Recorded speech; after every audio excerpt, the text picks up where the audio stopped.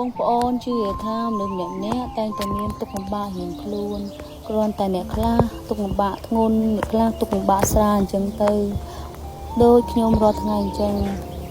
ខ្ញុំមិនចង់បញ្ចេញពីការលំបាករបស់ខ្ញុំឲ្យអ្នកដទៃបានដឹងទេពេលខ្លះអ្នកដទៃមើលមកគេគិតថាយើងនឹងរីកចម្រើនអ្នកខ្លះទៀតមើលមកគេគិតថាយើងនឹងមិនរីកចម្រើន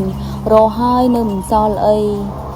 បងប្អូនជឿថាគ្មានអ្នកណាគេដឹងពីយើងខ្លួនឯងក្រៅពីយើងខ្លួនឯងទេពីការលំបាកនិងការសំណុករបស់យើងទេយើងមិនអាចឲ្យអ្នកដទៃគេមើលមកយើងថាយើងល្អបែបនេះអាក្រក់បែបនោះទេអ្នកដទៃគេគ្រាន់តែមើលនឹងសម្បកក្រៅរបស់យើងតែប៉ុណ្ណោះគេមិនអាចដឹងពីទឹករាក់ទឹកជ្រៅរបស់យើងបានទេមានតែយើងខ្លួនឯងដឹងពីការលំបាកខ្លួនឯង